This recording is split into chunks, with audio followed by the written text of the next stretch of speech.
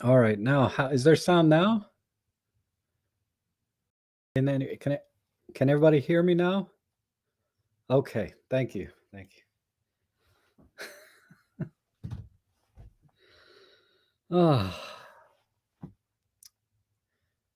Um, welcome to my Tuesday live stream, everyone. I'm sorry about the technical issues. I'll say it again. I'm really sorry. I I I started late because my mom called right when the stream starts, and then well, that's pretty much it. I can't remember now. It's terrible. My short-term memory is pretty bad, but my long-term memory, I guess because there's more of them to choose from, it feels like my long-term memory is better. But I can't remember what I said 5 minutes ago.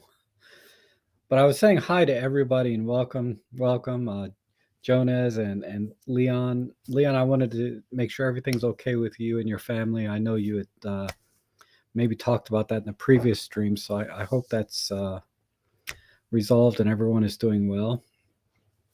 And oh, let's see. Ben is here. Ben is supposed to be doing a EM1X review on his channel, the Narrowband channel. So let me know when you post that, and I will definitely share that in my community. And System Nature is here. Good to see you. And lost all your memory years ago. Yes, I know. I I don't know. I find myself now reflecting back a lot more now than I look forward to sometimes. I always look forward to the streams and short-term things like that, but long-term, all I think about is retiring and how I'm going to spend my years here, the last 20 years I have, give or take, here on Earth versus what I've done the last 50 some years, right? And uh, photography is going to be a big part of that, I think. And I'm so grateful that I really got back into photography because many of you know it really wasn't until late 2012 or 2013 that I kind of got back into photography and bought a camera and started again. But there was this huge gap between when I was in college is when I started photography, and after I finished college, uh,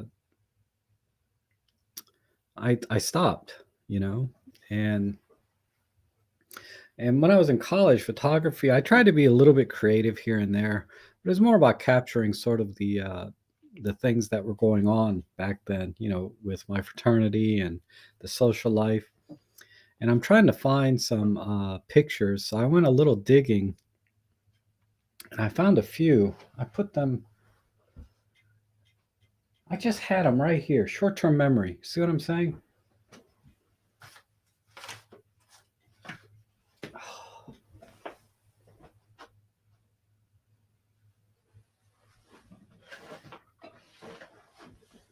Unbelievable. I have no idea where they are. Huh. Maybe.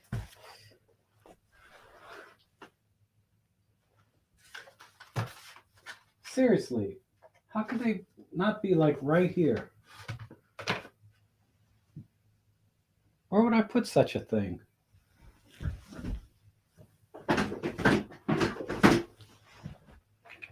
I have all these places to put things, and I didn't put.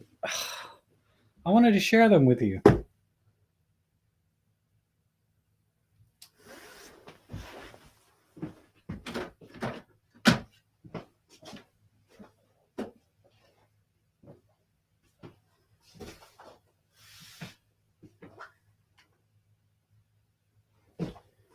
Well, maybe it'll come to me where I put them before I finish the stream because I can't. I just had them on my desk. this is unbelievable. Oh, come on. They were pictures from like 1972 and a letter from a friend of mine back from 1979 that I found. when I was, I was what, 12 or 13? Where the heck? Oh, I got it. Here's some of them. Uh, I was trying to scan them yesterday and I didn't have much success. But okay, so let's see if that's get some light on it. There's a picture of where I grew up when I was up until the end of junior high. That was the house I grew up in, and that's that was my parents' Ford LTD, pretty much brand new. And then in front of that is my dad's VW Beetle, and that's how I got into driving Volkswagen Beetles. So I've had a Beetle most of my adult life. It's only been the last 4 years when I bought that Mazda that I don't have a Beetle. I may get one again one day. I don't know. But I was looking at like this picture. It's pretty much the same thing, but from a different angle. And I look at this and I see the streets and some of the cars and the houses, and just that scene there reminds me, because it brings back a lot of memories, my childhood memories, that I haven't thought about in a long time. And to me, this is what I think, for me at least, what photography is going to be about is capturing, the events and things that are happening in my life and my family, right? So that I can always look at these anytime and remember those good times.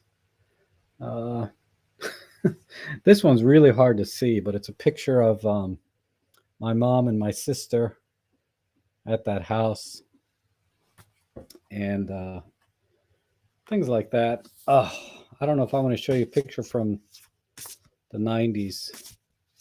I had a lot of hair. No, I'm too small in all of these. So you're not gonna be able to see anything. It's hard enough to see anything with the other one. And then this I found this letter. I've kept this because he was my best friend when I was like 12, I think. And he had moved out to Virginia Beach, far away from me. And he sent me this letter, and I've just kept it, But it was interesting, right? Let me just read. It's very short. I'll just read it to you. It says, "Hey, got your ears on? I'm going up for a bit in April the 6th. We'll go to the church on Sunday with you." And I used to always go to church with him and his mom. They used to take me to church. I can tell you all about this school. So he went to a new school. I've started collecting aluminum cans. I just started collecting on Friday, and I've got 3 3/4 bags full already. They have gone up to 20 cents a pound. That's a good deal. See you soon. Over. Your pal, Andrew. So, Andrew Rhodes, if anybody knows him, he was in Virginia Beach when he was 12 years old. Tell him to reach out to me. It would be kind of cool to touch base with him again. And so, it's not a photograph, but I think I will take a picture of this and store it somewhere digitally, just in case I do lose this or it, gets lost. I'll have a digital copy somewhere.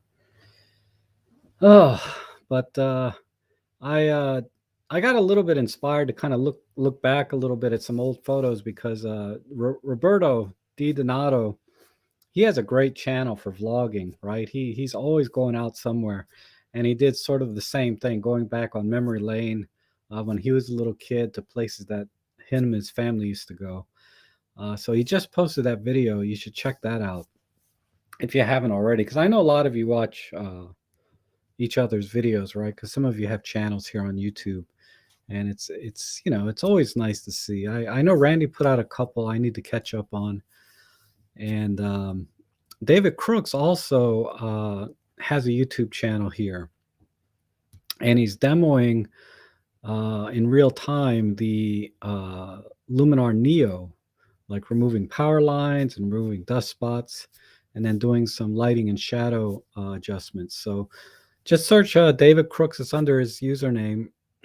And right now, Luminar Neo is like $59 pre-order. It comes out in February, and you can get the bundle Luminar AI plus Luminar Neo for $88, I think. But if you go to his channel and video, he'll have his affiliate link uh, for the deal.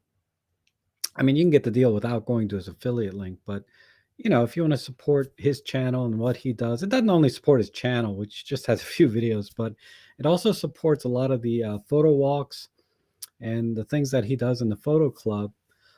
So I encourage everyone to, if you're interested in such a product, editing software, Luminar AI and Luminar Neo are as good as anything else, if not better at many things. They're very innovative and come up with a lot of new things. I'm this close to getting it myself because of the power line removal feature. Because I've never tried to remove power lines like on my real estate property videos. But I think it could be handy. Also, the relighting, where it digitally maps the entire image for depth, and then you can adjust the lighting front and near, far back, that kind of thing. And while a lot of times I use flash to compensate for lighting issues, right? I want to even the light out. I use flash. Um, I can see I can see some use for that because it's not simply like drawing a gradient and pulling up the shadows or pulling the highlights down. It supposedly uses artificial intelligence to map out the image and appropriately light the scene in a more natural way. And the demo that he showed in the video was pretty good. I submitted a lot of my own images for him to use because I wanted to see, how that in particularly the relighting works. So go to David Crooks on YouTube and you'll see a demo. There's a little cameo appearance by me towards the end, but and at the very least, use his affiliate link to download the software, get a free trial, and if you do decide you want to buy it, click the affiliate link again and then purchase it. Because I don't know how those cookies work; they get cleaned out all the time. So to make sure that the person that you want to support gets credit, always click the affiliate link just before you buy it, rather than clicking it once and then waiting days, weeks to get it, because by then cookies have been cleared out anyway. Okay, let me catch up on some of the chat here. And John Allen says, your dad got you into photography. Yeah. I think in a way, where's my chat screen?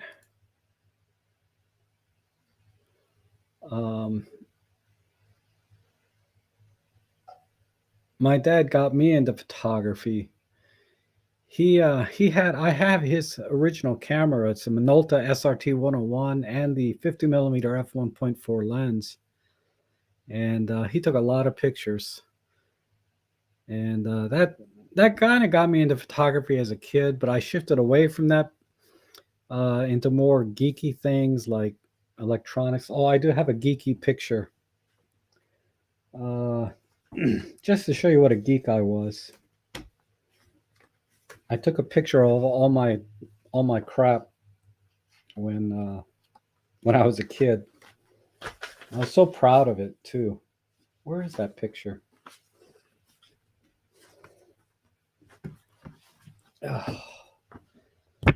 Oh, of course it's not here.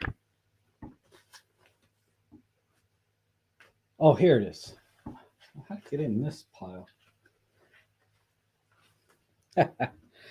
I think I had to be 12, 13 when I took this picture. But I really got into CB radios and walkie-talkies and things. But there's a Radio Shack walkie-talkie on the right. It's a 100 milliwatt 3-channel. I remember that. Next to that is the power microphone for my CB radio base station. Right above that is the AM/FM cassette boombox. It's not really boombox, but and then on top of that is another CB radio. It's a Viking CB 40 channel radio. And then above that is an SRT 101. No, I'm sorry. SWR meter. And then below that is a speedometer from a Mazda RX-3 because the one in our car went bad, so he replaced it, and I got the old one to play with. And then on the far right, I guess there's an old TV antenna with some aluminum foil. You guys remember that? And that spaceship there, Ben, is the Starbird. I forget who makes it, but it's called the Starbird. And it had a it had a little metal ball inside, so that when you tilted it up, and it had speakers, right?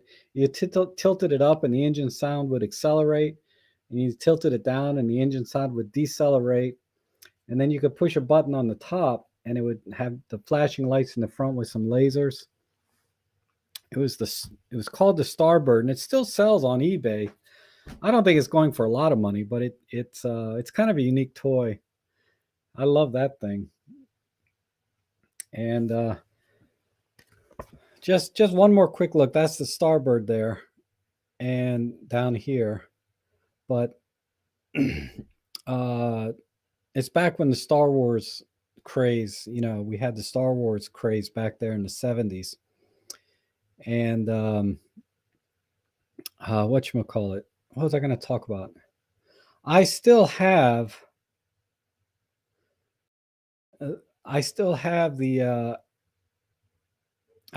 this base station. I have the AM/FM cassette radio player that's on top of that, and I have that SWR meter on top of that. I still have those 3 items downstairs on a shelf just for my own memories. So those things are about almost 50 years old. 45 at least, right? This picture, let's see, where I just set it down. Where is it? Oh. Oh, sometimes they put the date on the back. But I imagine this was like 1977 or 78. Certainly not much later than 1980. That would be the youngest this picture would be is 1980. But yeah, this is when I was living in that house that I showed you earlier. This house here, that was my bedroom. Okay.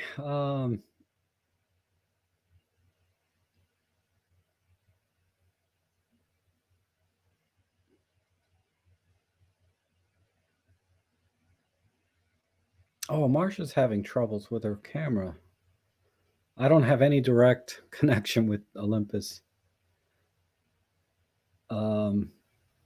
Andrew's here. Good to see you. And let's see. I'm trying to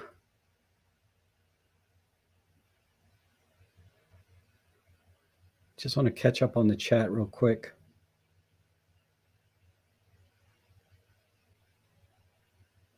What was my CB radio call sign? CB. Oh, no, it was KA. I think it was really easy. It was KA2525.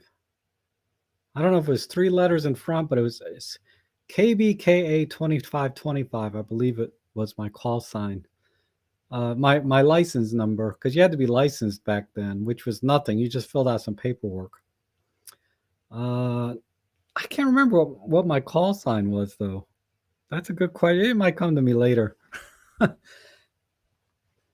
remember the call signs of some other people, like Wirebenders. I was talking to that guy a lot back then. Wirebenders and It's funny though. I was so young, right? I was only 13 or something, but uh, whenever I got onto the CB radio, people thought I was a girl, right? Like a woman on the CB radio. So they used to call them beavers. Oh, we got a beaver on the channel, right? I said, I'm not a beaver. I'm just a kid. And then everybody shut up. I remember that was fun. Yeah, I'm pretty sure it was KBKA 2525. And I can't remember what I called myself though. That's funny. Like my CB handle. Wow, that would be awesome if I could remember that one day. Um,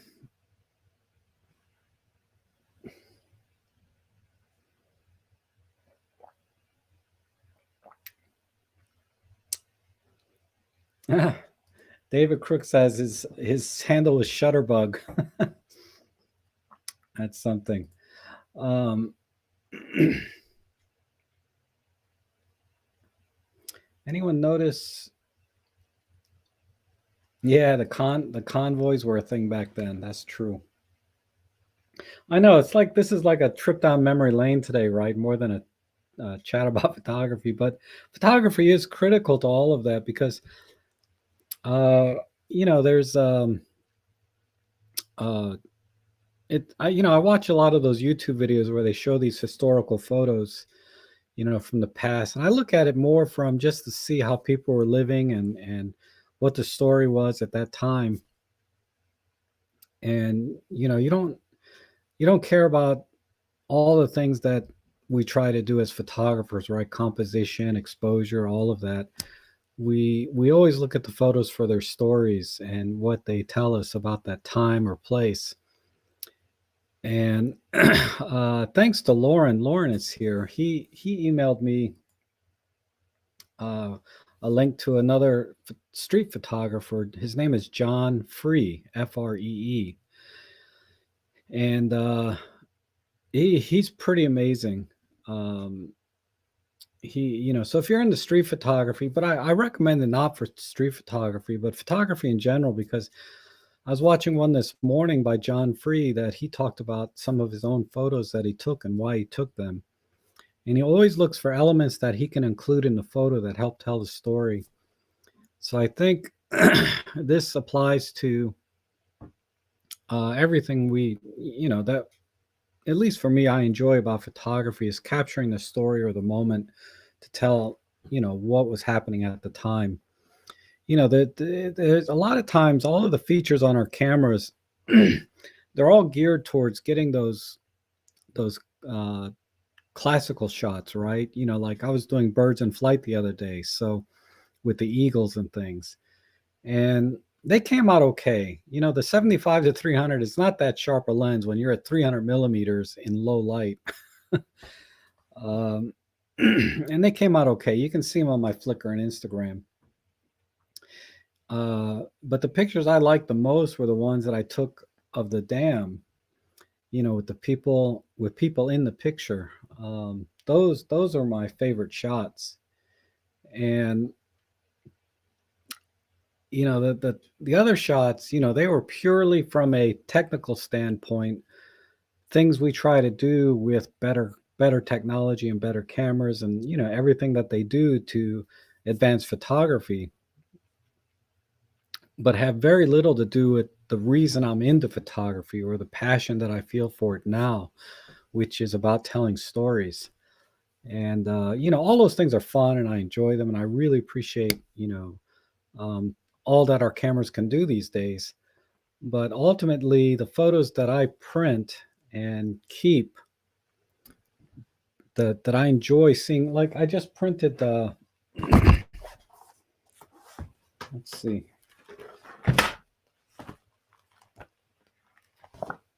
like, there's the laundromat, right, that I kind of liked.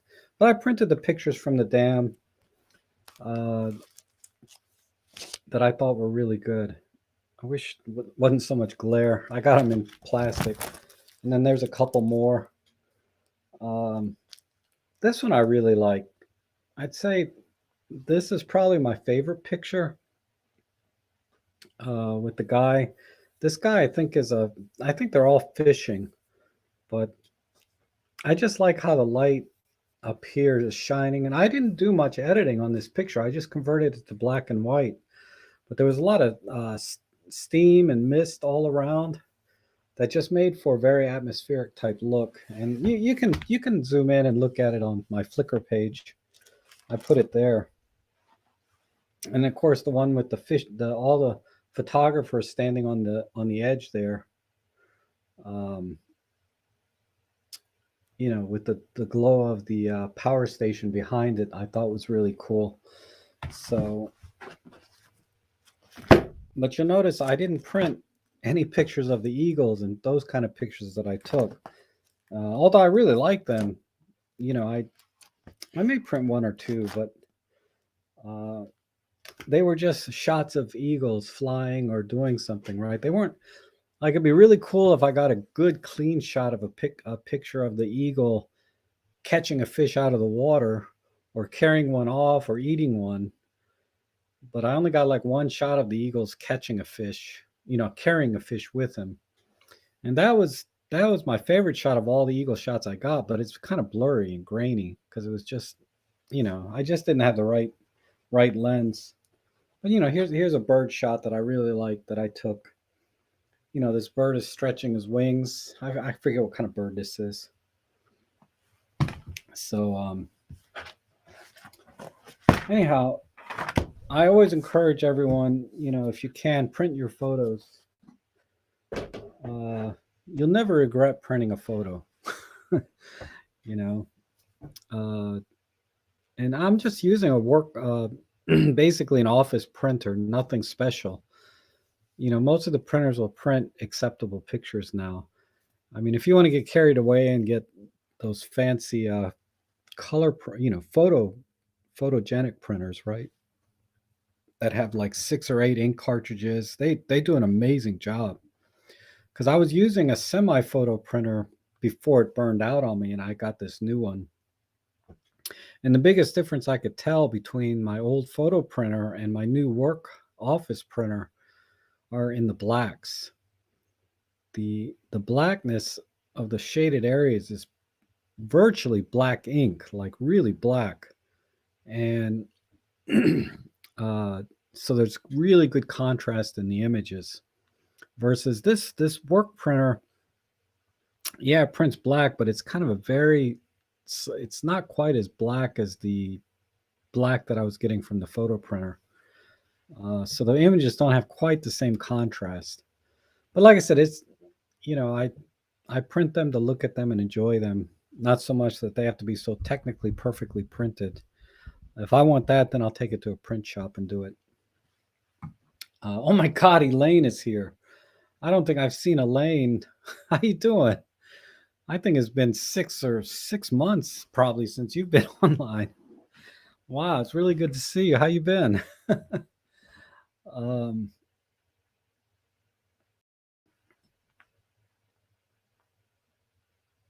let's see. Elaine as a character, though, I tell you, you're always a lot of fun in the streams. I'm sure we all missed you. Those of us that remember. Uh, oh, thanks, Sister Matura. Oh yeah, Sister Matura. I was shooting both in shutter priority, where I was like a 1/2000th of a second, and then shooting in aperture priority. Uh, no good reason for that for birds in flight, but I was shooting in aperture priority, and that's why the shutter speeds dropped down to 1/500th of a second. And fortunately, there was a lot of wind that day, so the birds were kind of moving a little bit slower than I think they normally would. But when I really pixel peeped a lot of the photos that I took when I was in the wrong picture mode, there was motion blur. I mean, it was unavoidable. But some of them came out pretty well because, like I said, it was a pretty windy. So the birds were not moving quite as fast as they would. A lot of times they'd be coasting right on their wings, or gliding on their wings, I should say, and hanging there. And that's why I was able to get those shots. So yeah, if I go back a second or third time, I guarantee I'll get a lot better hit rate and a lot better, lot sharper images. But it's like you go out there and academically, I know everything I'm supposed to do, but until you go out and actually start shooting and doing it, you make a lot of mistakes. And so it's one thing to academically know how to do things, and it's another thing to have the experience and do things. Now, one thing I will say is that my my targeting was really good. Meaning, if I saw an eagle up in the sky, I could be at 300 millimeters and quickly acquire them at 300 millimeters. I wasn't like hunting around, which was a really big problem when I first got that lens. I'd have to zoom out to 75 and find it, then zoom back in once I spotted where it was. But I've gotten pretty good at aiming the camera directly where I wanted to shoot, even at 300 millimeters. And I was able to find the bird pretty quickly. But I guarantee two more visits out there.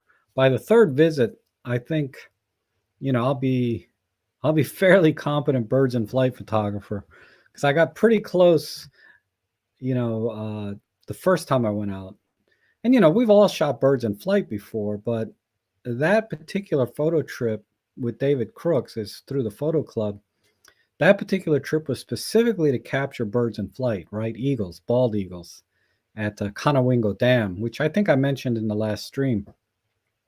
So I did end up going. For those of you that said I need to go, I did go. And, I'm just not a birds in flight kind of guy. But I said this will be a good opportunity to capture, get some practice with it, and also capture the amazing creatures that these bald eagles really, beautiful birds. And yeah, I think maybe so. Walter, I know you got a couple days off. We should go up there and do that. The thing is, we have to get there really early, like 6 a.m. But if we get up there, Walter, we can we can get some more practice, right? Of course, you don't have a long lens, do you? I think the longest one you got is 200 millimeters. That's a little bit. I mean, you could crop in, but so you'd have an effective 400 millimeter, because Walter has a Z7 with a 40 some megapixel image. So you could crop in down to 20 megapixel and get effectively double your focal length, right? And still get pretty good resolution. Maybe even double it again, so you're down to 10 megapixels. But I think you could get away with it. Um,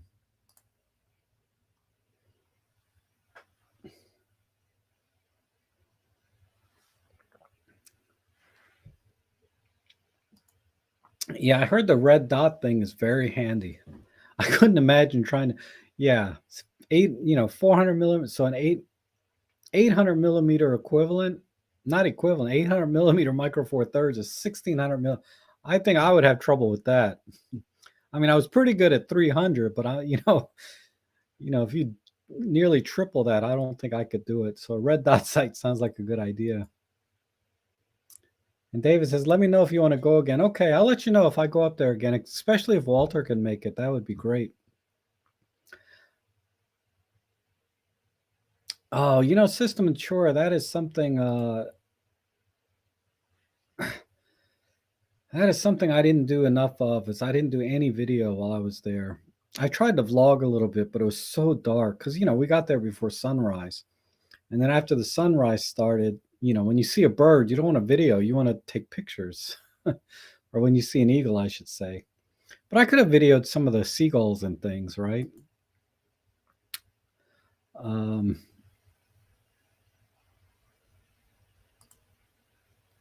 And so I mostly use manual mode for all my shots. The ISO is either auto or now has a button that's quick to yeah, that's true.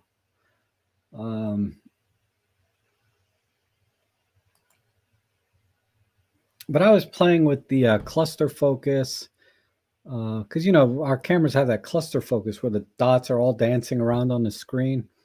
That actually worked pretty well, better than the continuous autofocus with tracking.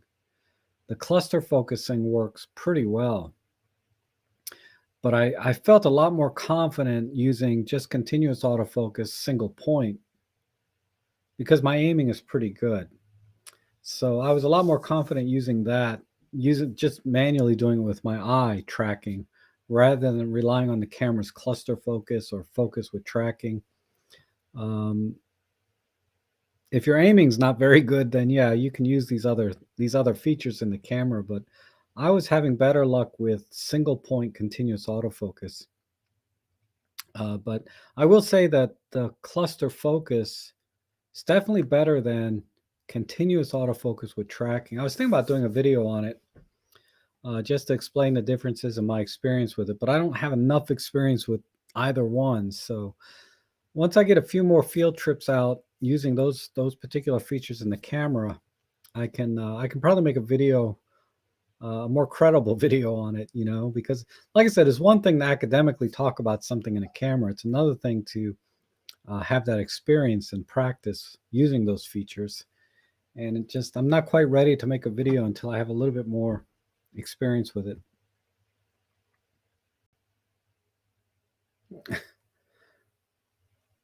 Oh, Randy's here. How you doing, Randy? Good morning.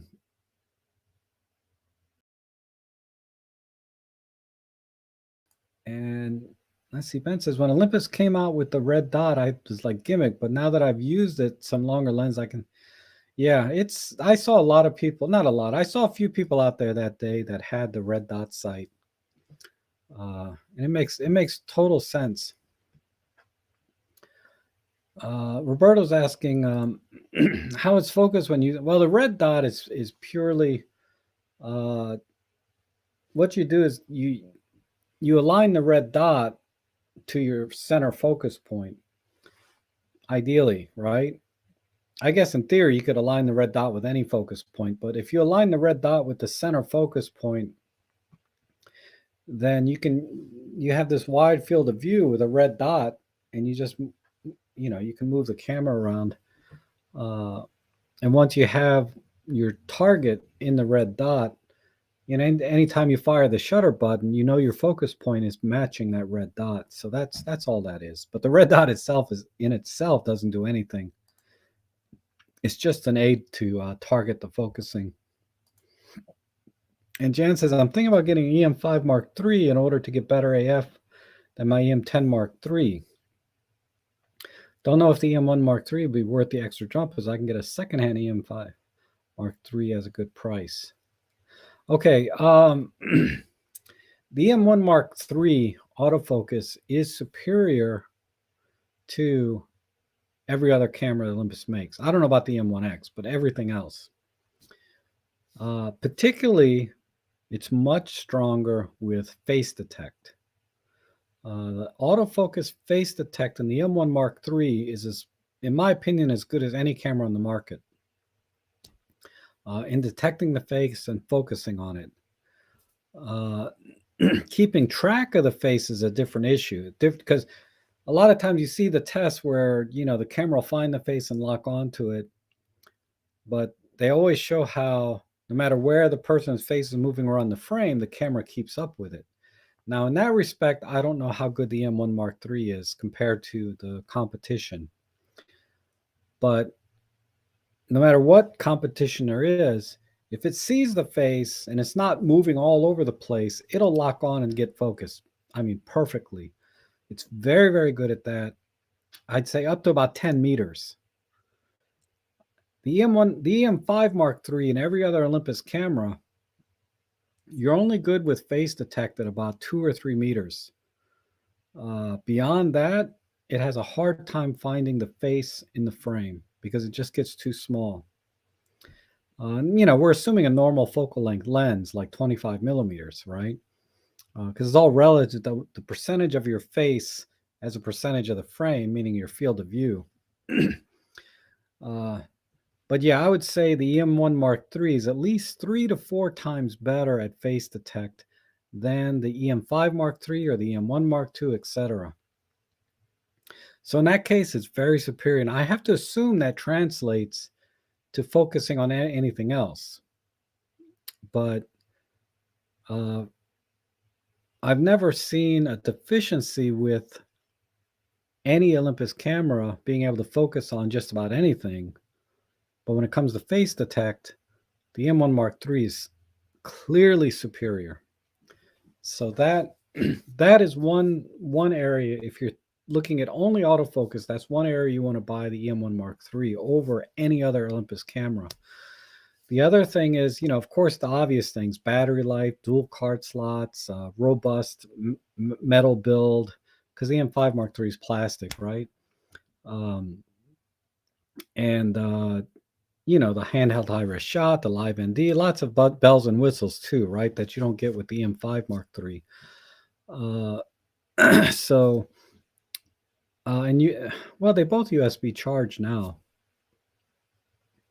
But the EM1 Mark III, you can charge while you're using the camera. So, there's a lot of little other things that separate it. But since you're asking about autofocus specifically, that's the big difference that I found.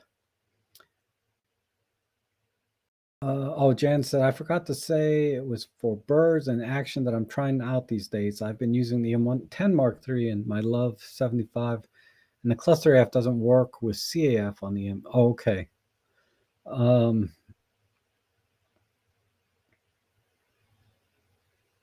I'll have to try the M5 Mark III next time I go out with whenever I do birds in flight, and then I can kind of get a feel for which one's doing better. I don't think there's much difference other than I just don't know. I haven't tried them side by side in the same situation. But I just have to assume it's better on the M1 Mark III, particularly because of the faster processing it has to identify the subject. Not only identify it, but track it, right?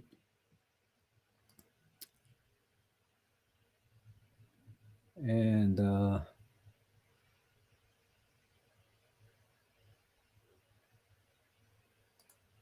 my Nikon and my one, the Nikon, I might take that down to the store today. I've listed it on Nikon Cafe, all my stuff, as you know, Walter, and I'm not getting any bites.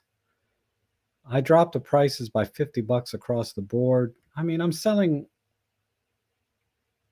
things for a little more than I would get if I sold it to KEH.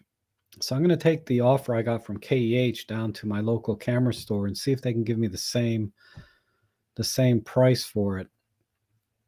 In theory, they should give me a little better price because they're not paying shipping or anything, right? KEH would have to pay shipping for me to send them their stuff. But in any case, I'm going to see what I can get because I listed my D750 for $700, and KEH is offering me $667. It's like, a $33 difference between what I offered on Nikon Cafe versus what KEH is giving me. And I'm not getting any bites. But KEH, I can just send it to them and they'll send me a check, assuming, they agree with the condition that I said it was, all of that. And that goes for my 150 to 600 lens. KEH offered me $560 for it. And I got it listed, I think, on Nikon Cafe for $600. I'm not asking, you know what I mean? It's like for $50 here and there per item. I know it adds up, but I can send it off now and get the money, or go to my local camera store and see if they'll match it and just get pretty close. And I'll be happy with that because, man, let me tell you, my furnace went out again yesterday. I got up in the morning. Hold on. Hello. Okay. Car warranty. I got up yesterday. Furnace was off. I go downstairs. No fuel. Air in the lines again. So I had to call the furnace people. and $680 in labor, about 300 and some dollars in parts. So you add that $1,000 on top of the 700 I already spent last week. $1,700. Now I'm trying to get $800 of that back, about half back, uh, between the two companies, right? Somebody did something wrong. Somebody needs to pay me back because I can't have one guy come in, fix it, then another guy come in and fix the same thing over and over again, right? Basically, error in the line. Oh. But I can tell you now that furnace has been running and it's awesome. I still have one little concern. I'm getting a slight leak out of one of the bleeder valves. I checked it this morning and it's just a little bit wet. And man, that fuel line system should be chalk dry. There should not be a drop of diesel fuel coming out of anything. So I might have to call them again about that. And I talked about that yesterday. I said, what about this bleeder valve? And then, the tech jibber jabbered for about 5 minutes on the bleeder valve and basically convinced me, it's fine. But I'm not sure if it is or not. So selling my camera gear will help pay for some of this because this is not things I budget for. I should, as a homeowner, right? I should budget for these things, but I don't have the budget for failing furnaces, Oh.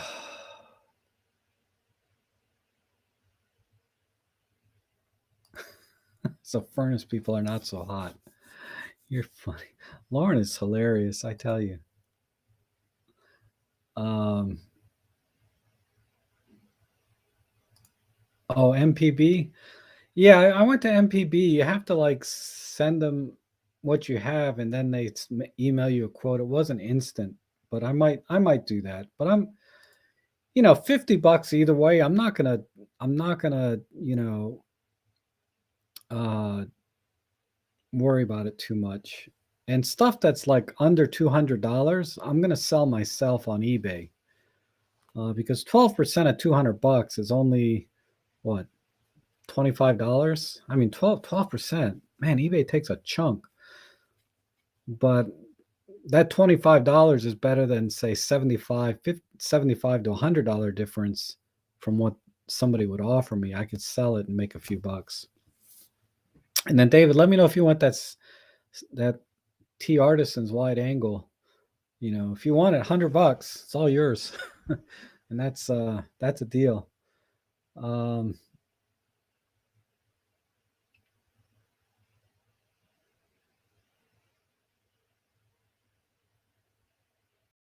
Yeah.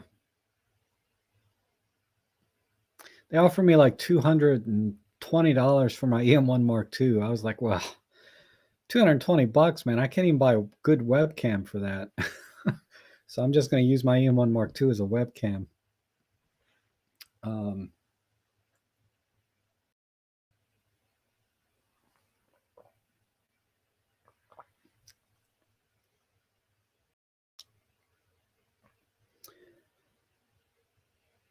The other thing I'm thinking is maybe I'm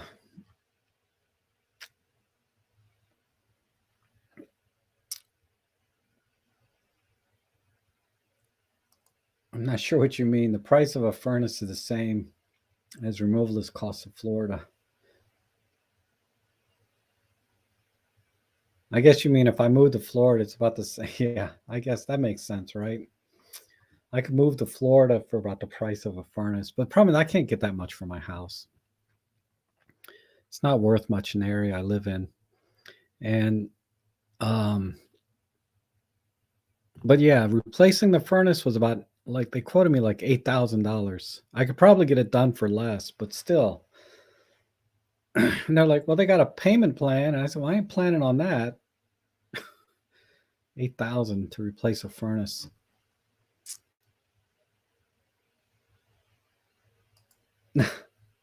Oh, really? Yeah, the iPhone 12. Yeah, why not? An iPhone will work just as well. It has a mic jack. You can plug it in. It'll run virtually unlimited time, and it's 4K. I mean, iPhone works great, I think, as a webcam.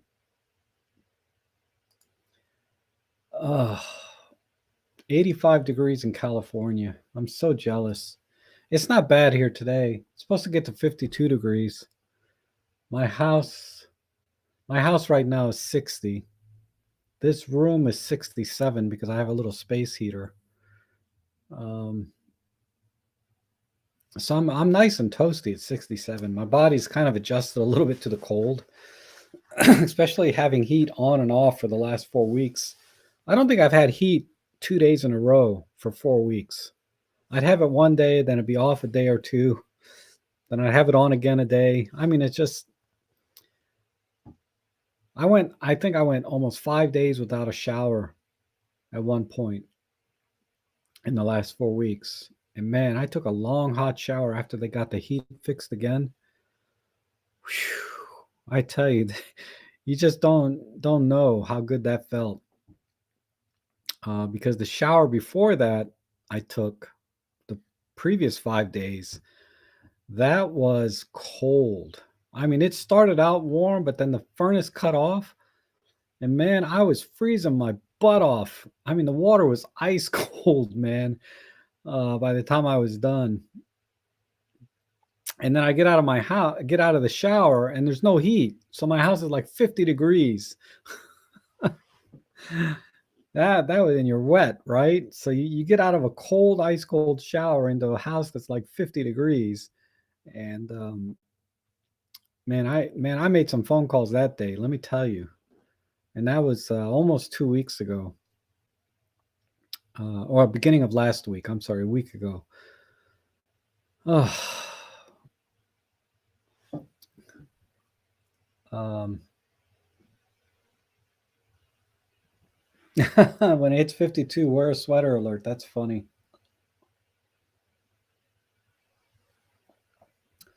Um, okay, so John said, "Do you see?" Oh, I did not see your email, John. I'm sorry. Wow, you sent it on Thursday, a while ago. I will look for it. I did not see it, and I checked email just. Well, I check it every day, but I did check it pretty thoroughly yesterday. But honestly, my focus on email right now has been to and from the furnace people, because I have to. I've been uh, scanning or PDFs of invoices I've been getting from different places, and dealing with that issue. And then also dealing with trying to sell my stuff on Nikon Cafe, checking that. So I have been checking email, but I didn't see it. Um, One bedroom fixer up in our town, 1.5 million. Wow. Ouch. That's pretty steep. That's like Manhattan steep. Wow.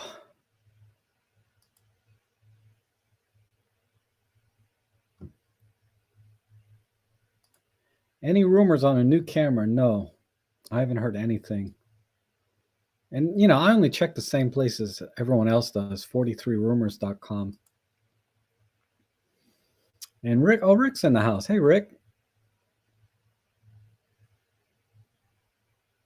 Yeah, we're talking about heating and hot water. Stanley says a sauna inside. That would be awesome. Whew. I don't know if that could be done. Maybe in the basement. Sauna would be nice. Um, have I noticed that they're out of stock? No, I haven't noticed because I haven't been shopping cameras. Now, Olympus had a great deal yesterday on their refurb site. Um, they had the 100 to 400 lens 20% off, so it was like $960 for an Olympus refurbished lens, and then it was another $250 to get the 2x teleconverters. So for like $1,150 plus 6% tax and free shipping, I could have had the 100 to 400 with the 2x teleconverter. I was so tempted. I was this close to pulling the trigger on that. And I would have were it not for all these furnace expenditures I've had recently. I just can't keep piling on $1,000 at a time to my credit card. You know what I mean? That's just I gotta get some more income.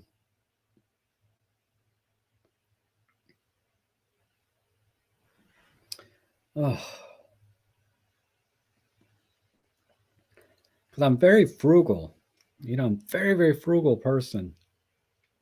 But you know, you have to fix a furnace. You don't have a choice. I don't have to buy a lens, right? As much as I wanted to, I was that close because it's definitely sharper, significantly so than the 75 to 300. Because I used David's lens a little bit on one of our photo walks. He let me use it. And when I compare the images from the 100 to 400 versus my 75 to 300, at 300 millimeters, there's a very significant difference, particularly if you're going to do birds in flight, right? Because of the fine details you need to capture with the feathers and all of that. So I was so tempted. I said, well, you know, in the springtime they'll have another sale. Maybe by then I'll have a few bucks to be able to buy it. But I just have to put it off again.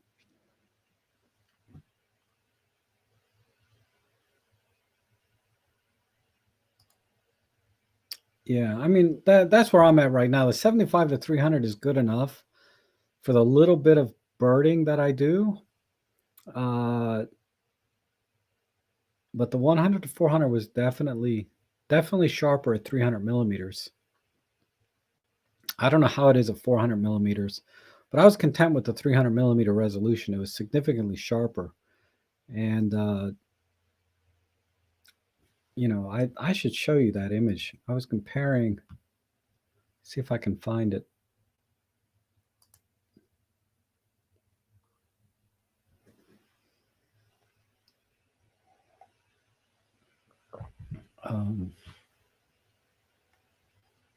It's here.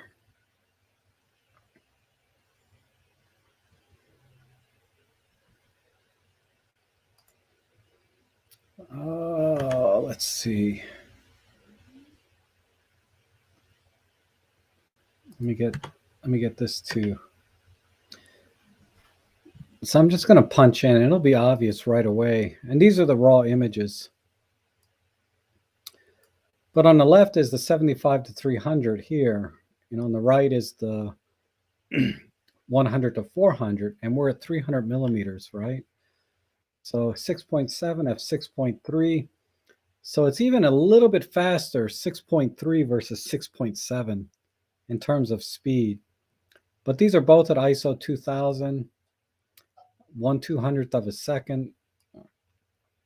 And if I go down a little bit, like you see this bolt right here, it's just kind of a blob. Whereas over here, I can actually see that, you know, it's a well, it's a bolt, right? You can see the corners on it. Let me see if I can zoom in a little more. That's at 200%. This is 400%. But you can see the bolts here. You can see the ridges. And then see here, you can see these are bolts. You can see the sharper corners of the bolts. But on this one, it's just a mess, right? It's all blurred out. And then another good place is right over here. Let me back off a little bit. But on the image on the right, you can see the spider web kind of in here and here. Whereas over here, it's just completely blurred out because it's just too soft. And there's some more chromatic aberration, a little bit of blue fringing on the 75 to 300. And you see how crisp the holes are here versus here. Now, overall, both images when you back off are fine. So the 75 to 300 is fine most of the time. But when you're doing birds in flight, um, you're doing birds in flight. That's a huge difference in terms of how much detail you're going to see in the feathers and all the fine details, in their feet, their beak, everything. It's a big difference in that respect, right? So that's why I was thinking 100 to 400.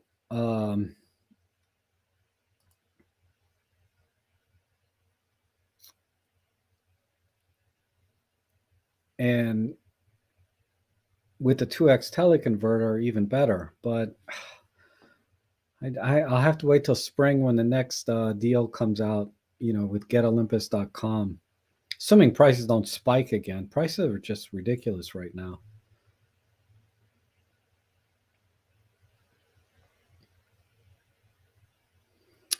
In narrowband channel, Ben says he's getting the 150 to 400. Yeah, I know. Wow. If you can get one, I heard they're hard to get. Randy says he never uses the 2X. It's just too soft. That's interesting. I mean, I should be content with a 100 to 400, right? But you always want more.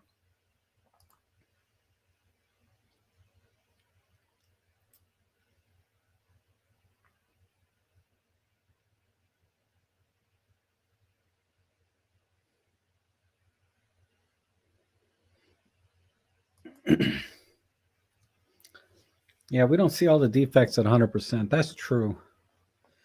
That's true. But ultimately, we do look at things on the screen. So that's what we buy these expensive lenses for, right? Um,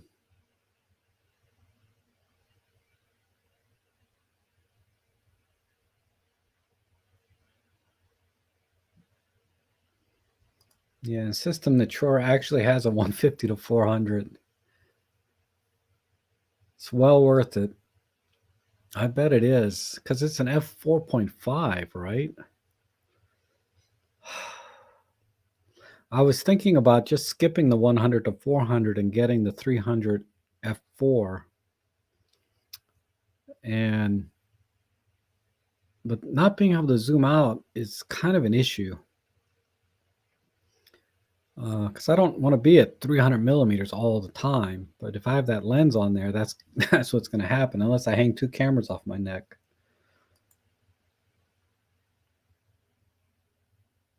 Oh, you got your 7 artisans. Good. It's a nice little lens. I assume you mean the fisheye one. Yeah, it's a good lens. I mean, the Olympus 8 millimeter beats it in every way, but honestly, for the huge price difference, I don't think you're sacrificing, that much, for the difference in price of like $700 difference in price.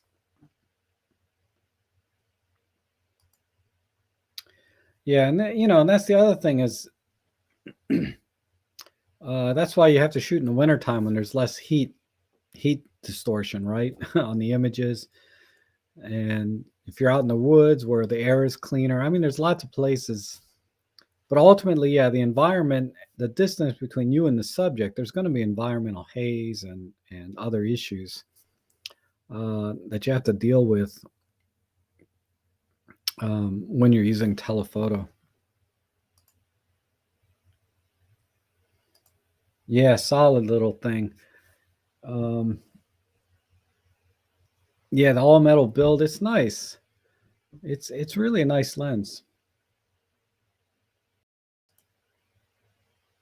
And this is another lens that I hear a lot of good things about. But if anyone else has that, Lauren would like some feedback because I know he's looking at that with the GX. I think he said the GX, no, the G9 or whatever, one of those Panasonic Lumix cameras on sale now for $699 or $698, including the 12 to 60. So it's almost worth it to buy that kit as a kit with the camera just to get that lens.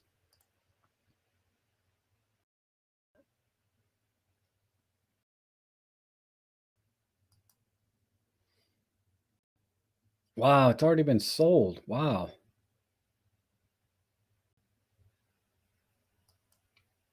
You wouldn't happen to know what the discount was, and if you can convert it to US dollars, if you're not using US dollars, I'd be curious. I mean, it would have to be like half the price of a brand new one for me to think about getting a used one, maybe because it's such a complicated lens. I don't know. I'd have to know. Like if Walter was selling a used lens that I wanted, I'd buy it. That's a guy that takes care of his stuff, you know. 20% discount. Wow. Wow. So in US dollars, it's what, a $7,500 lens? So double that would be 1,500 bucks off. So 6,000. That might that would be tempting. That would be tempting. 6,000. Assuming I was in the market or had the means to even think about a $7,500 lens, I would consider 6,000. Oh, I think I saw that one. Either that or you posted a picture of it on your Flickr page. I can't remember. I'll have to look. I'll definitely check it out. But right along Randy, if you look for this on YouTube, you'll find his channel. If you guys want to check it out. Um, yeah, some people drop stuff, that's for sure. And Neplosha, ne, Nepolish. Well, hold on. Let me try and get this right. Nepal. I would say Neposlushko. Neposlushko. Neposlushko from Germany. I hope I didn't mess that up too much.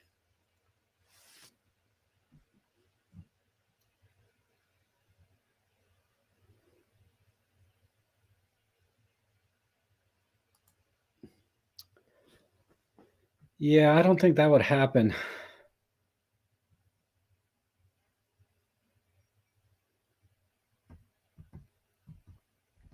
That's an interesting idea, though. But yeah, um, what we do now is, if I see anybody with an Olympus camera, I offer them to try my lens if they don't have it already, and vice versa while we're on that photo walk. But to have one just available all the time is, yeah, I don't think that would happen.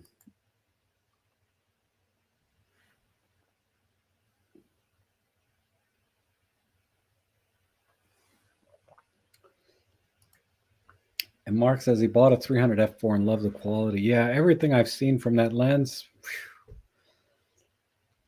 I mean, I hear about, and this is the thing that's so subjective, right? Is, I've seen comparisons of the 75 to 300 versus the 100 to 400 versus the 300 f4, and mix and match those in any direction, okay? But the word is always like, it's a little better. It's a little better. I'm like, it's not a little better. It's a lot better when I look at what my images I took. Um, when you back off, where is it? Lightroom. Yeah, you back off like this, 75 to 300 here, 100 to 4. Like, what's the big deal, right? But then when I punch in, it's like, oh, yeah, now I see the difference, right? Um, and this is at ISO 2000. If I was like at ISO 200, how much more detail would I see in both images? So this is not a thorough test by any means, but this is not uncommon when you're doing birds in flight. You're like at ISO 2000 because you got to keep your shutter speed up. Look at me, I'm at ISO 2000 and I'm still at 1/200th of a second. This ain't gonna cut it for birds in flight. I'd have to be at like ISO 6400, like another 2 stops, and then I would still be too slow. On shutter speed if it's a smaller bird. I might get away with a larger bird at 1/800th of a second. But this is a substantial difference. So that's why, I'm like, get the fastest lens I can. I mean, I could have got the 150, the 40 to 150 with a 2x teleconverter for less than a 300 f4, but I'd be a stop slower. I'd be at f5.6 instead of f4. So, and so assuming sharpness is the same between those two lenses, and they probably wouldn't be because you have a 2x teleconverter on the 40 to 150. So it might be worth it to get that, spend that extra to get the 300 millimeter f4.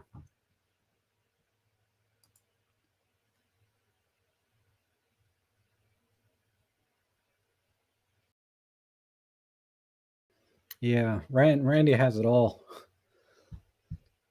I'm a little jealous of Randy's lens collection.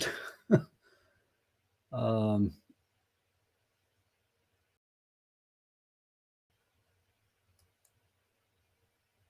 what is Lane trying to tell me? Gearbubble.com/birds4321. Let me see what that is.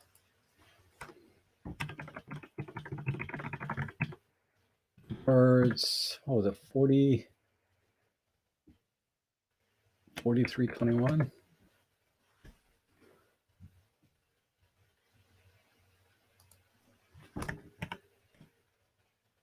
Oh.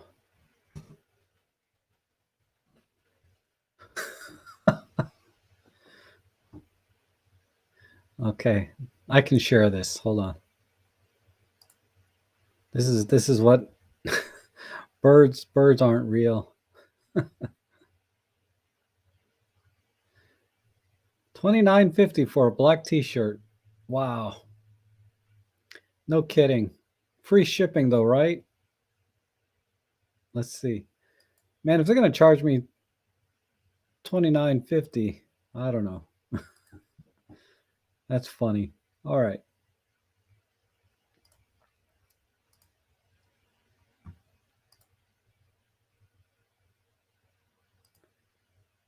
John says, I have the 12 to 60 on my GX85. Very happy with it, if a bit short. Most of my shooting is between 35 and 135. Yes. Thank you for that. And you're paying, wait a minute. You're paying for the designer's experience, not the black t-shirt.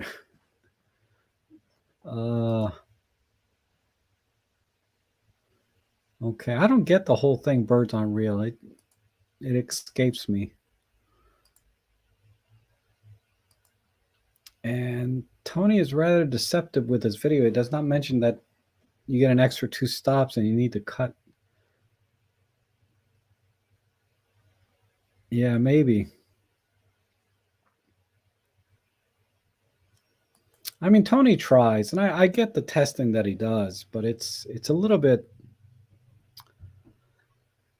I mean, I get it, but I think there's a little bit of I don't think he's trying to intentionally deceive or mislead anyone by any means. I mean, he's very straightforward with his lens reviews,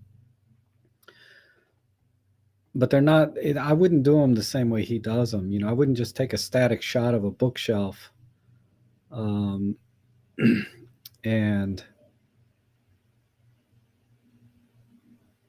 say, see, this is sharper than that. You know what I mean? It just, I would say 95% I'm okay with, but there's that 5% that people like to pound on when somebody makes a mistake or doesn't clarify something in the review. Particularly, I'm talking about Tony. They just pound on him for it, and I get it. He as an authority based on his subscriber count, he's pretty much an authority, or you would expect him to be an authority on such things. You can't be wrong at all. You have to be 100% spot on, 100% objective, and really have some experience. But he just reviews too much stuff to spend any time with any particular product. It's one of these drive-by type reviews. You get the lens for a week or two, you take a few shots, and you're done. Uh,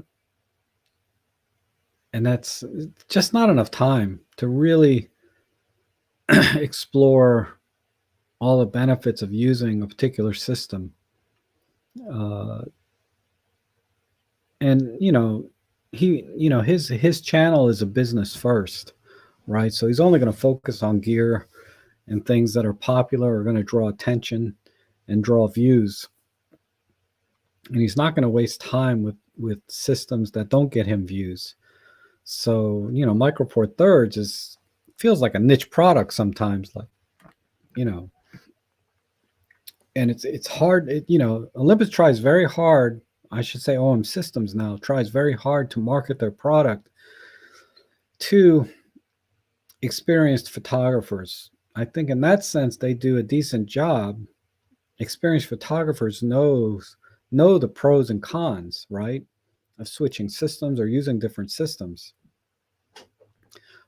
But I think, a lot of beginning photographers go to channels like, Tony and others and just think that because we're not talking about these other systems that they may not be valid or have, there's no reason to look at them because nobody's talking about them. So that's why, there's channels like that we all do, my peers, Peter and Robin and Jimmy and Maddie, all the gang that bother to talk about gear are such proponents for the Micro Four Thirds system because we all use them professionally and we know what they're capable of. It's so when I see all these lens reviews, particularly when people are trying to do reviews with the Micro Four Thirds lenses,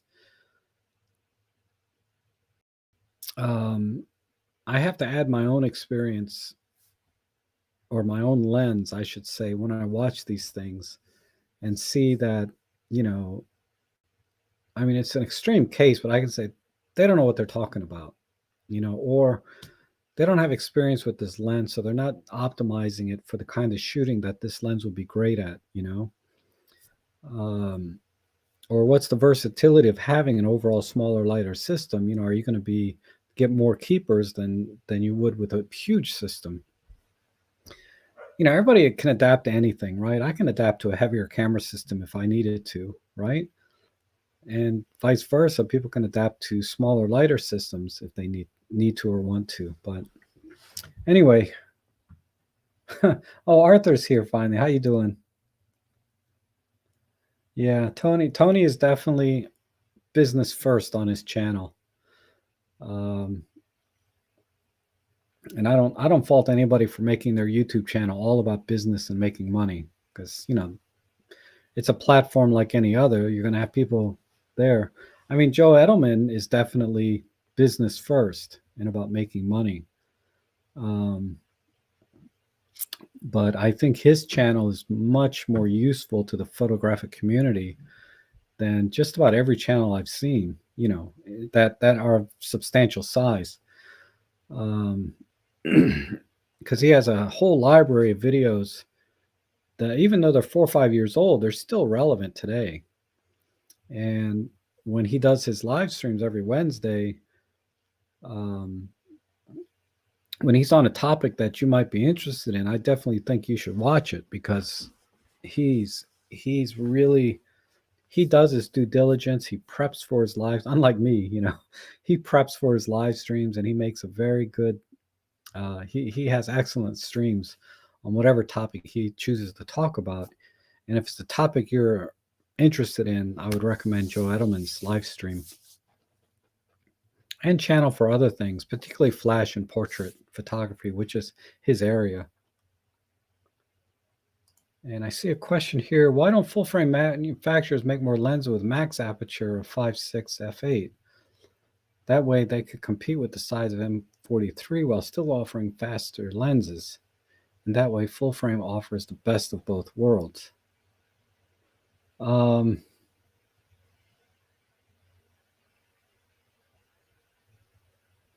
Well, when you talk about max aperture, I assume you mean like f5.6 would be the widest it would open.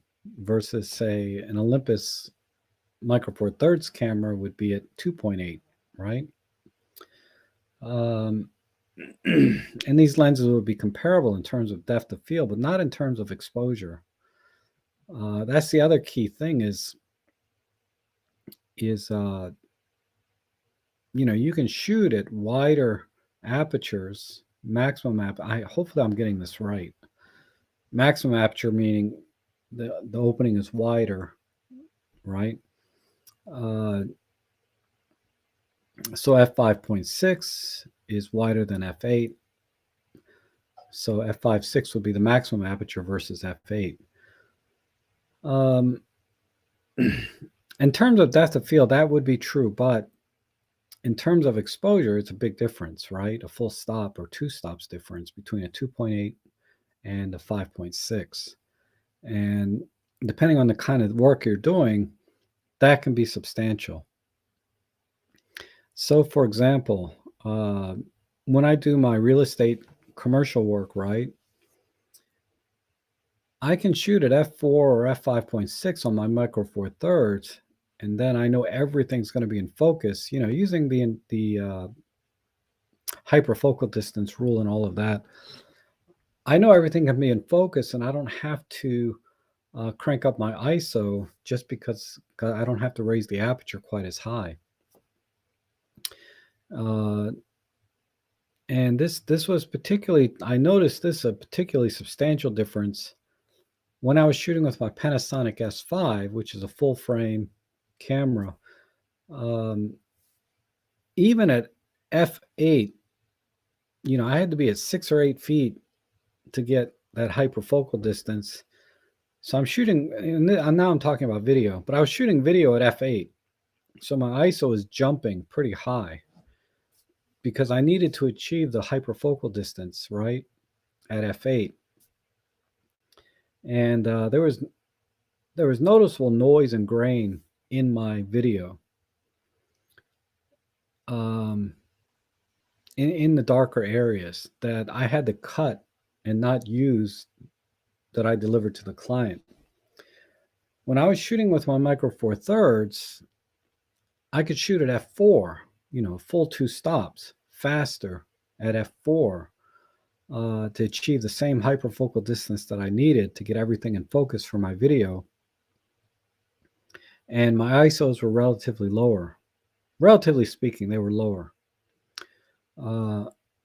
And that, if I was shooting and basically, and this was a tough decision at the time. I was thinking maybe I get a GH5 because it shoots Vlog. But anyway, I switched to the Panasonic S5 because even though it's shooting 2 stops slower through the aperture, the noise at ISO 2 stops higher is still less than the noise I get from my Micro Four Thirds 2 stops lower, or very close, right? But the big difference was that the S5 shoots in Vlog, which gives me this huge dynamic range, versus the OM400 log on the Olympus. And so you combine that where I'm getting equivalent noise and grain because it's a higher aperture, but the fact that I can shoot in Vlog and full frame, but I have to sacrifice this hyperfocal thing, which is a problem. So I'm looking at wider angle lenses than 20 millimeter for my S5. But, there'd be so many reasons that, full frame manufacturers wouldn't just create f5.6 lenses, to try to compete, because a lot of times you need that wider aperture. You need to have a maximum aperture of like f1.8 or f2, f1.4, whatever it might be. You're not going to get away with f5.6. That's just too slow in terms of exposure, in terms of, because your shutter speed is going to be very slow too, relatively speaking, at f5.6. So if you're trying to freeze action at a distance, you can probably shoot at f1, f2 at a much higher shutter speed. And there's so many reasons, right? I just wanted to explain my reason for thinking is, particularly in video, and the way I shoot full frame, it's just barely able to get me by because of the hyperfocal distance in the aperture and all that.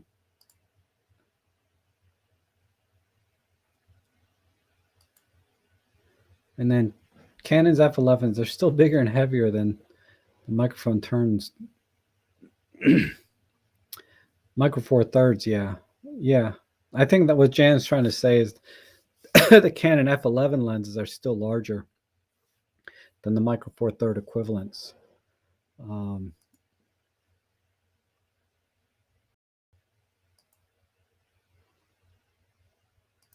f2.8 lens ends up much heavier. Yeah. So, you can shoot like a bird in flight with a 300 millimeter f4. You're going to get a much faster shutter speed than, say, an equivalent full frame lens that might be at f5.6 or f6.7, whatever it is, right?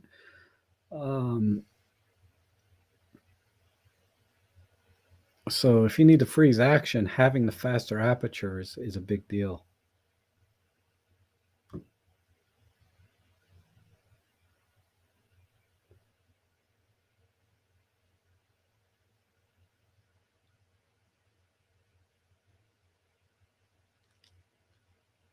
Oh, what did I miss here from oh,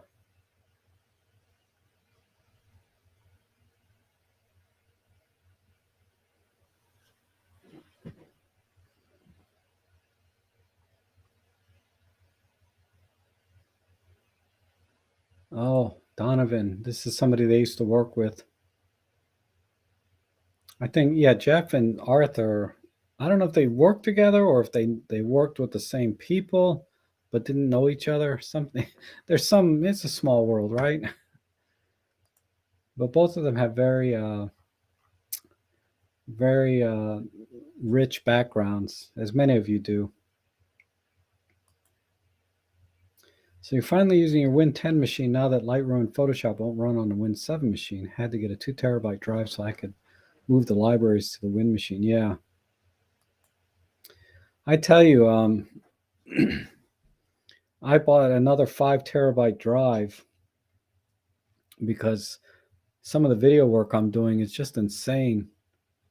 I mean, like two video jobs.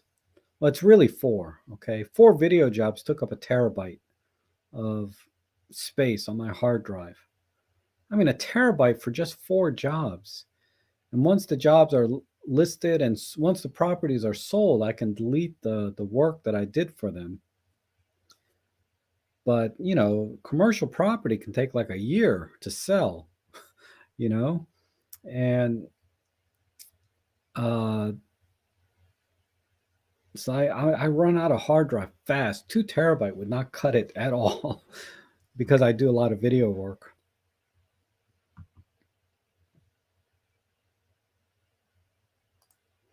And here's a question. Is there a noteworthy difference between the 12 millimeter f2 and the 12 to 42.8 at 12 millimeters in terms of quality? But I'd like the small size of 12. I haven't noticed anything different, but I've never tested it, right? Like I have other lenses. That'd be an interesting test. The 12 millimeter f2.8 or f2 versus the 12 to 40 Pro at f2.8. I wouldn't say there's, if you just want the smaller size, yeah, just get it. You won't regret it. That lens I found to be very, very sharp. I haven't used it in a long time, so I think I'm going to sell it because I'm content with the 12 to 40 Pro. It's not because there's anything wrong quality-wise. Let me go to my catalog and see if I can find. I don't think I've used it at all this year. Olympus.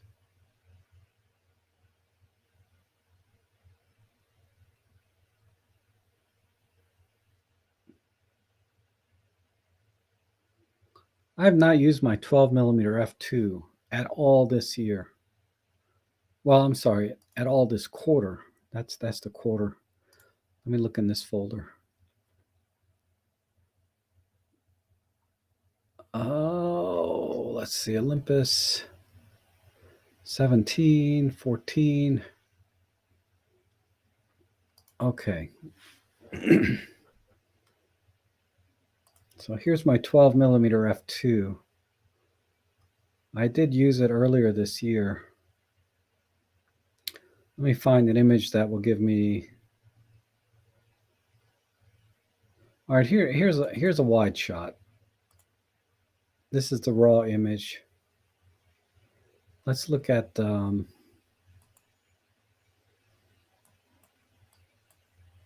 that looks good down there. It's a little bit rough on the bottom left corner.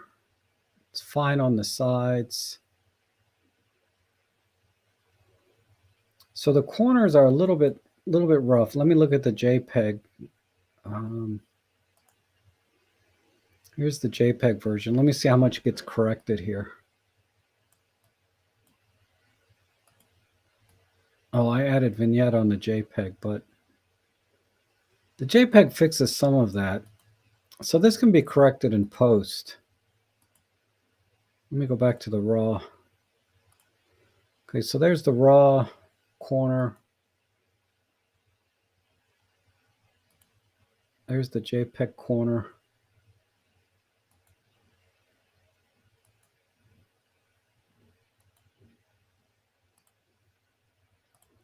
There's the center. Center, of course, is very sharp. All right, so that gives me an idea of the 12 millimeter. Now, where's my 12 to 40 Pro?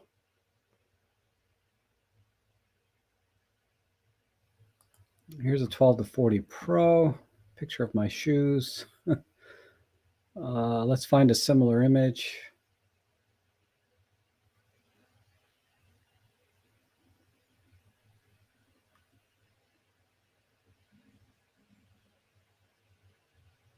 Might be something here.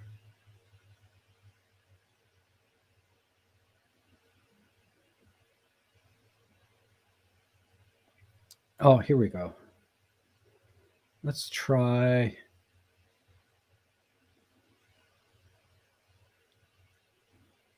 Let's try this one. So if we go to the corners,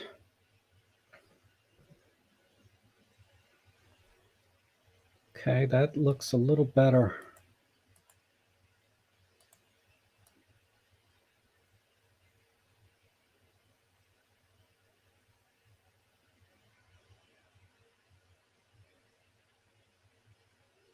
All right, and I'm at f4.5 there. I forgot what the aperture was on the other one. How about this image? It's kind of the same thing.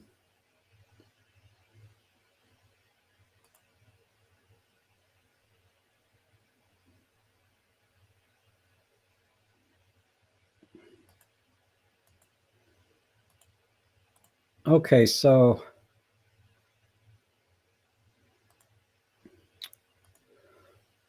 all right, so gun to my head, the 12 to 40 Pro is doing a little better in the corners than the 12 millimeter f2. I can't remember what the 12 millimeter f2 focal length was, but yeah, gun to my head, 12 to 40 is doing a little better.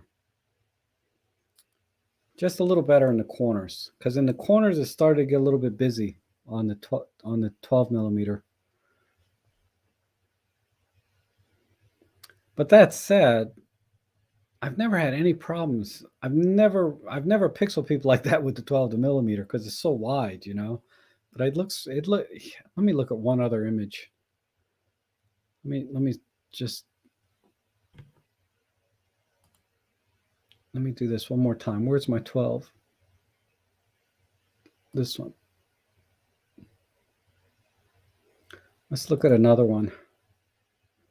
This is at f4.5. So this is at the same aperture as the 12 to 40 Pro.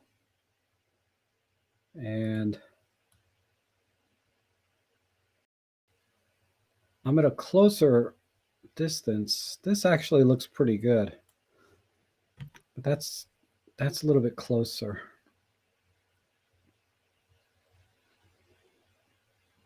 Those are at f2, at f22, f9.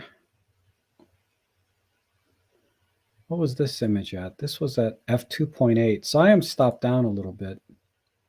That's the JPEG. Yeah, my gut feeling.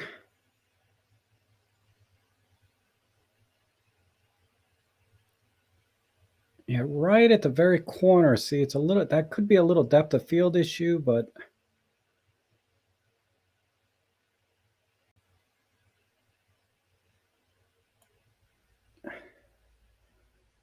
unless I shoot the same exact scene with the same settings and shutter speed and all that, it's hard to say. But yeah, gun to my head, I would say 12 to 40 Pro looks like it's doing better than 12 millimeter f2, just in the corners. In the center, it seems pretty equivalent. Okay. You want to take mine? If you're in the continental US, I'll ship it to you.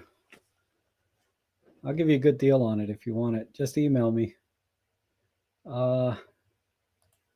Did you see my question about the DxO DP and birding? I did not. DxO D prime and birding, I did not. Let me scroll up and see if I can find it real quick. John follows.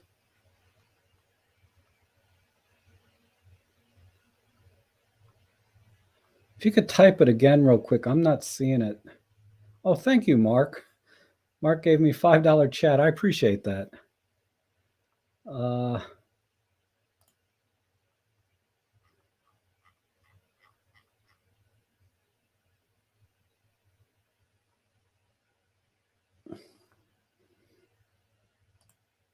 Yeah. So John follows. If you could type your question again, it's just way gone in the stream.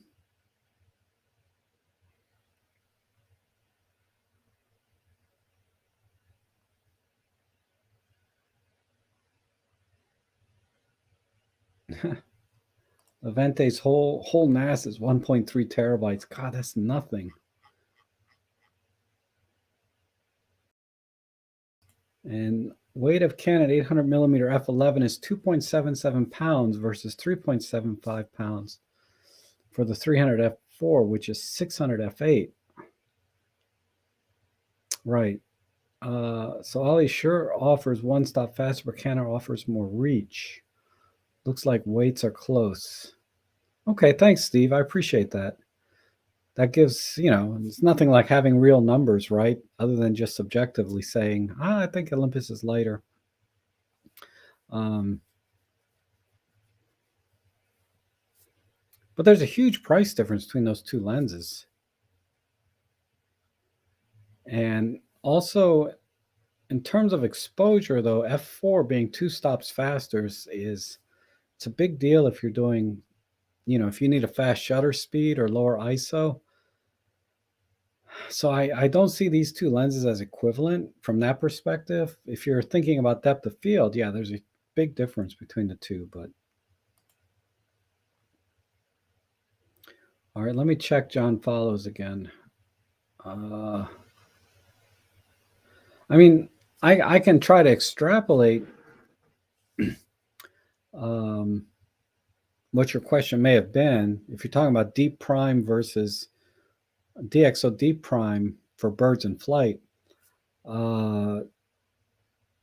it does make a difference. I mean, because I have a whole catalog here. Let me open up Photolab. I bought Photolab 5 because they have 50% off right now. And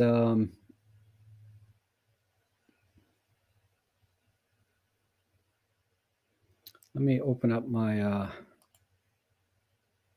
Instagram.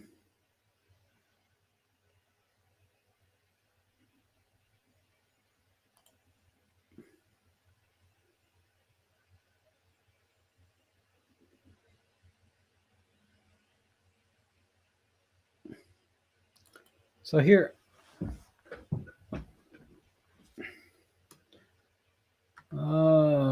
that's not a good example. Where's one? Here's one that had a little bit higher ISO, I think. So here's an image I processed with Deep Prime with the 75 to 300. Let me see if I can find this image in Photolab real quick. Yeah.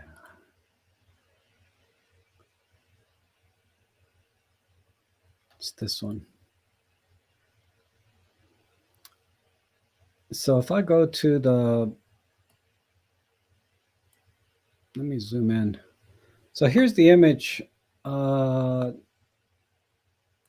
gotta move it up.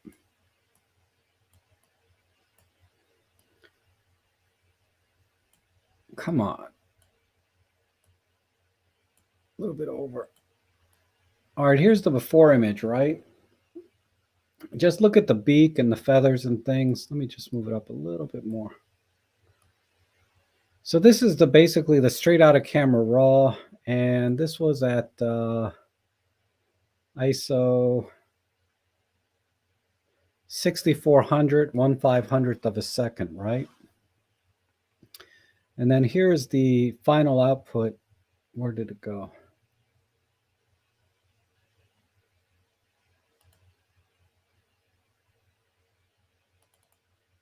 Here's the final output. So this is what Deep Prime did. You can see it cleaned up all of the noise, and I did a little extra sharpening. And I thought it brought out a lot of good detail. I wonder if I can zoom in a little bit more. There's that versus this. Let me see if I can align this up. Well, I can just reset it. Let me reset it. So there's the before image, right? There's the after. And that was the best that I could do with the Deep Prime. Because to see the effects of Deep Prime, you actually have to export the image. I mean, they give you this little window. If I apply Deep Prime, it's probably hard to see online, this window. So that's why I'm just showing you the output. But you can see the before image. Let me turn off Prime. It's soft and noisy, whereas here's the after image, and I was able to clean it up quite a bit. But this is not really great because this is the 75 to 300 at 300 millimeters at a high ISO, 6400. But I think it still came out pretty good. So I hope that gives you some demonstration or some idea. I need to get to this window. So I hope John follows that answers your question to some extent. But I use Deep Prime on everything, whether it's base ISO 200 or ISO whatever. I use Deep Prime on everything and then do a little bit of sharpening on top of that. I should do a video on it because those are actual real life shots, right? That I took that I can play with and show the before and after. But I'd have to make a video to make it a little more coherent and be a little more articulate, right?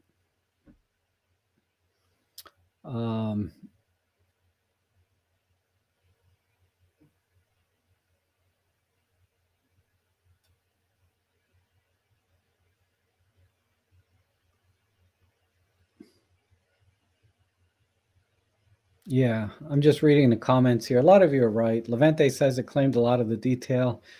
Not too bad, but yeah, I think most of the detail loss in that image was because it was at high ISO, which is why you use Deep Prime, right? But it can only do so much. But I have other examples which are pretty impressive. And yeah, Rick would say it's a must-have for all Micro Four Thirds.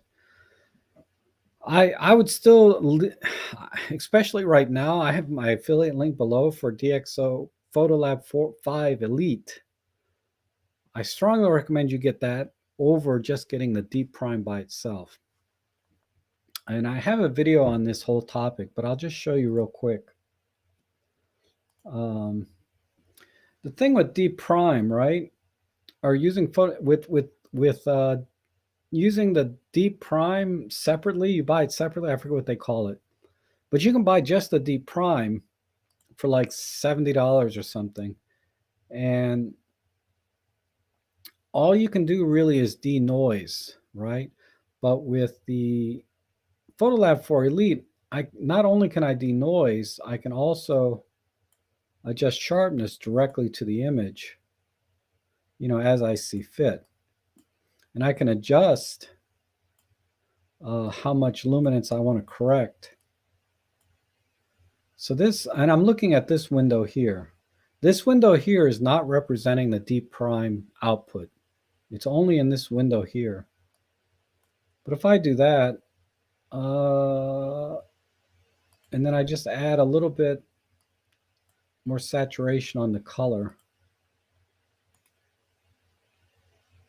And then I'll just add a little bit of my, well, there's enough here. Let's see how that looks. I mean, if you can see this window, I wish I could make it larger for you guys, but if you can see this window, it looks really good. And I think that's what this image is, more or less. What I processed. Where's my expand? Yeah. They're still not, when you really zoom in, I'm at probably what 200% here or something. The detail's gone because of the high ISO, the distance, the softness of the lens itself. That's the best I can get out of this lens. But if I had a 300 millimeter f4, I guarantee, I would certainly save a stop and a half of light in terms of ISO. So I could be at like ISO 4000, right? Or 3000. I could probably be at ISO 3000 and have a sharper lens. And I think, this would have been a much better image with the right lens. But with the lens I had, this is what I got.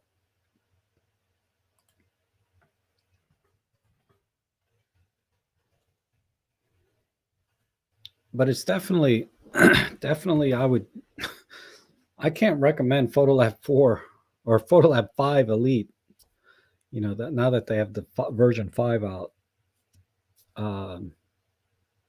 It's really, I'll have to do I've done a video talking about the Photolab 4. It's not much difference with Photolab 5. But I'll talk about why I bought Photolab 5. Maybe I'll make a video on that.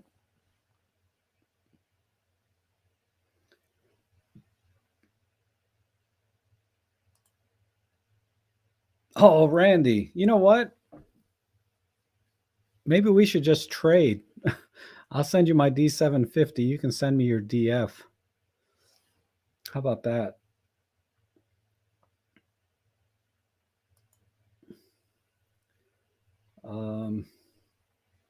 Just email me if you want to do that.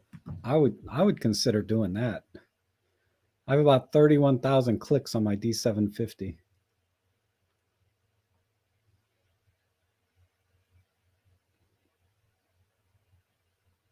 Oh, okay, Ben. We'll see you later. Yeah, it is lunchtime. Oh my goodness, 12 o'clock.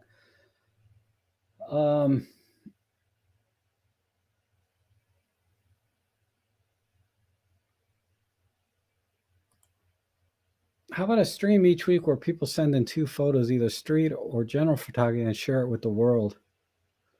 Yeah, I can do that.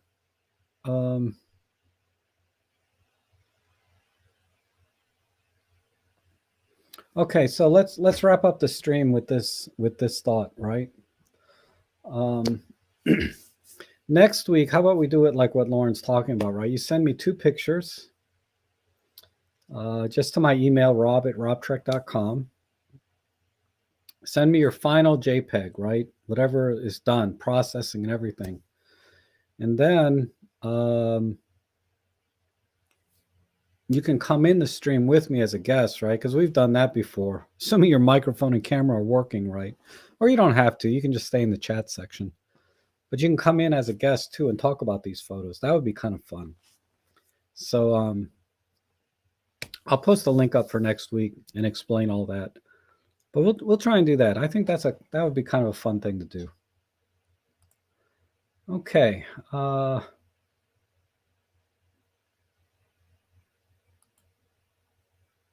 Yes, you can buy the standalone of Deep Prime without changing your current post-processing. Yes. And that's the point of buying it as a separate module is you have a workflow that you're very familiar with. You can just take advantage of the denoising part. But with Photolab 5, like I was showing, is you get a little more control over the denoising. You can adjust how much or how little, right? Whereas I don't think Deep Prime you can do that separately in the separate package. It just has one setting, full on. But I'm not sure. It's not a product I own anymore since I bought the Photolab 5. But I'll see if DxO will send me a copy, maybe, and then I can do a more rational comparison if it makes any sense. But a lot of people do what Rick is suggesting here is they just buy the denoising technology as a plug-in to Lightroom or as a separate application. But there are some limitations to it when you buy it separately that you don't have in Photolab 4 or 5. I just can't think of them off the top of my head right now.